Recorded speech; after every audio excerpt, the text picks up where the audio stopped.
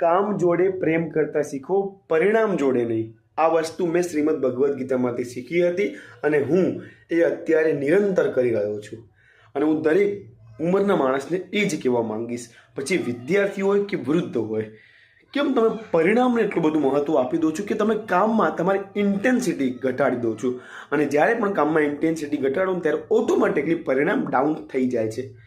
કોઈ નંબર મેળવવા માટે આપણે દુનિયામાં નથી આવ્યા. આ મનુષ્ય અવતાર કોઈને સાબિત કરવા માટે નથી કે કોઈ સ્કૂલમાં કે કોઈ યુનિવર્સિટીમાં કે કોઈ માણસ સામે આપણે કેટલા કેપેબલ છીએ એ હું સાબિત કરીશ. આ જિંદગી તમારે તમારા માટે સાબિત કરવાની છે કે why I am on this earth and what I gave good means to this અર્થ.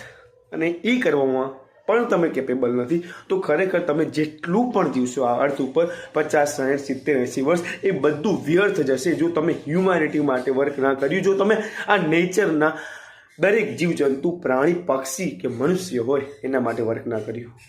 હું તમારી અંદર ગિલ્ટની ભાવના નાખી રહ્યો છું અને હાથે કરીને નાખું છું, કારણ કે તમે આળસ કરી રહ્યા છો એ કરવામાં જે ખરેખર કરવું જોઈએ. અને જો તમને આવડે છે તો મને ખબર નથી તમે કેમ હજી પણ પાછા પડી રહ્યા છો.